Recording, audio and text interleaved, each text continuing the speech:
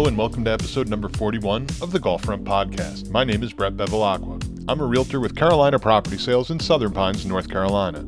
Every Monday, I release a new episode profiling one of the over 60 fantastic golf courses located in the Sandhills.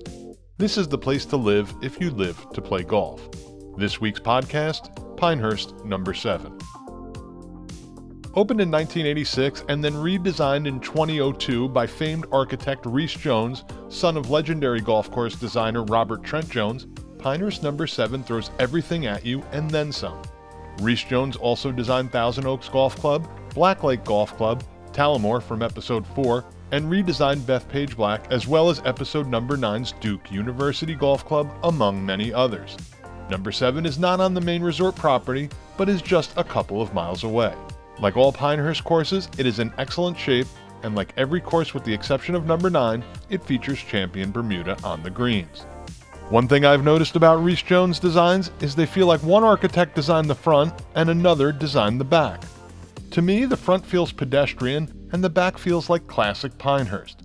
Maybe it is because the back is such a great layout that it takes away from the front side, I am not sure.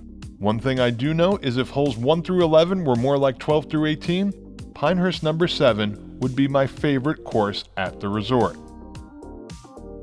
Pinehurst No.7 is a tough course. It plays over 7,200 yards from the tips with a 75.5 rating and slope of 143. It is just 400 yards shorter from the Blues with a rating of 73.5 and slope of 138. From the Whites, it is just about 6,400 yards with a rating of 71.6 and slope of 130. Most of the greens are elevated, as are many of the tee boxes. I can't prove it, but the fairways seem a bit tighter than most of the Pinehurst courses, and the greens, though challenging, in my opinion, are not as tough as what you will find on number 2, number 4, or number 8.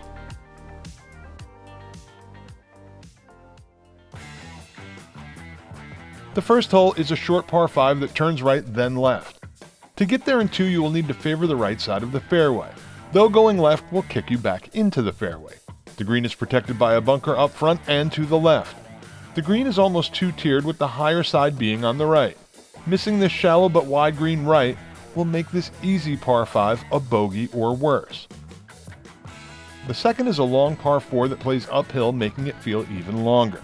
Missing the fairway off the tee will be trouble as there are bunkers all along the left side and trees to the right. Getting to this green in 2 is a challenge. The third, though shorter, is similar to the second as you will need to club up on your approach, and this time there are bunkers along the right rough. The one saving grace, the third green is pretty large. 4 is another long par 4. There is quite a few bunkers on the left that you'll need to avoid, but the left side of the fairway gives you the best angle on your approach. The green is elevated and large with a bunker on the left and a steep bank to the right. The fifth is a short to medium length par 3. The green is deep and narrow with bunkers to the right. There is room left of the green, but the mounds here can be tricky. The sixth is a very long par 4 that starts from an elevated tee box. There are 2 large bunkers to the left of the fairway. The green is slightly elevated, but you may be able to roll up, which is rare on this course. The seventh is a layup hole. You'll only need about 240 to 260 to reach the hazard. There is really not any room on the other side of the hazard as it is pretty much just bunkers and the green. 8 is a very tough and long par 5. This dogleg right just keeps turning. Most likely you will need 3 shots to get to the green. There is a creek in front of the elevated green. The par 3 ninth plays much longer than the posted yardage. I played on a humid rainy day and I needed 2 clubs more to reach the green that's atop a fairly steep hill. 9 also brings you back to the clubhouse. The par 4 10th plays from an elevated tee box into a valley and then back up a steep hill to get to a level and easy green. My approach shot took 2 more clubs to make the green. 11 is a long dogleg left par 4. There are bunkers on the apex of the fairway turn, but only a few mounds surround this large green. The 12th is a hole that you will come back to number 7 for. This is the first time I felt like I was at a Pinehurst course the entire round. Don't get me wrong, the course was maintained up to Pinehurst standards. The layout just didn't feel very Pinehurstian.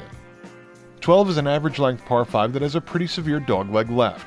There are a dozen small bunkers in the right rough and 2 across the fairway in the left rough right around the landing area. Cutting the left corner here can set you up for a shot at the green, but you will need to be perfect to reach and hold this elevated green in two. Best bet would be to lay up. I tried to reach this green and ended up just in front on the hill. I chipped up and then 3-putt. Even with this disappointing finish, I love this hole and will look forward to playing it again. 13 is a medium-length uphill par 3. From the tee box it is terrifying as the hill obscures the putting surface, but at least you can see the flag. Missing the green could result in a bogey or worse. 14 is a par 4 that starts from an elevated tee box. A big drive here is key, as the elevated green is hard to hold. 15 is a gargantuan par 4 where again you will need a long but this time precise tee shot. Putting your drive on the 150 marker will leave you the best approach to this large green. You will probably need a club more to clear over the valley. Overshooting the 150-yard marker and you will be dealing with a pretty steep downhill line. Even driving to the bottom of the valley will still leave you a tough uphill shot. 16 is a medium-length par 3.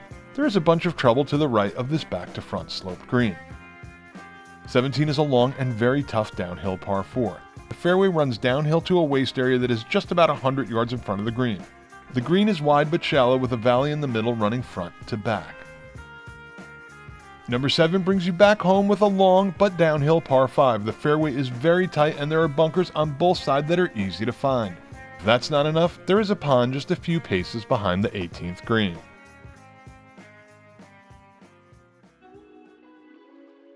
As I said, Pinehurst number 7 is a tough course.